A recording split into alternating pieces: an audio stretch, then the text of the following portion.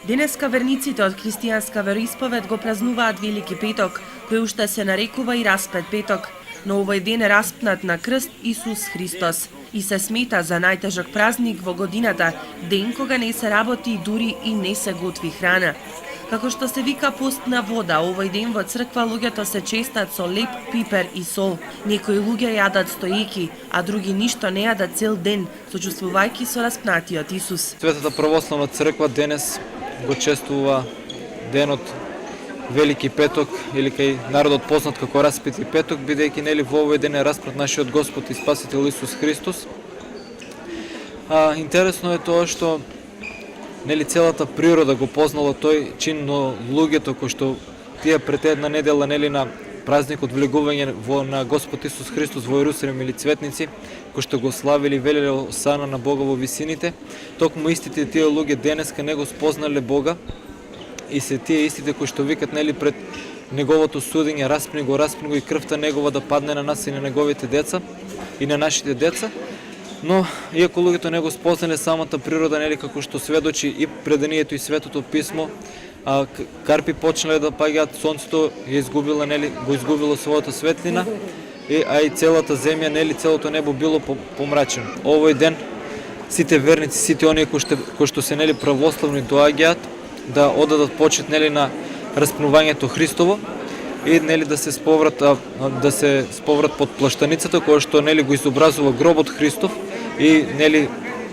материјалот во кој што бил обвиен нашиот Господ и Спасител Исус Христос.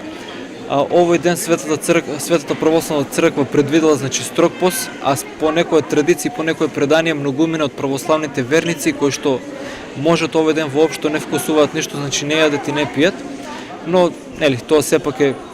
малку потежок подвиг, но за сите оние апелираме барем овој ден да се воздржуваат и нели да го поминат пред се во пост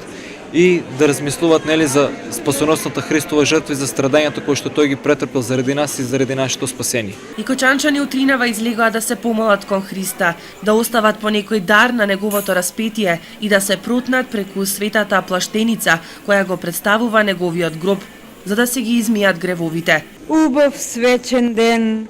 секој да го прослави за убаво, со убаво, кој шо колку може, нека си прибере роди, нека си прибере своји и тугинци, тај ден е за сите. Да си прославиме, да се провеселиме, Бог здраве, среќа и напредок нека дава ум и разум на младите прпа и на нас старите. Најголемиот празник, сите го сакаме, сите го поштуваме, сите го.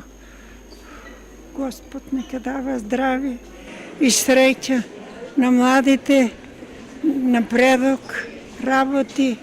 се што е најубаво, па на старите, здраве. Многу вече има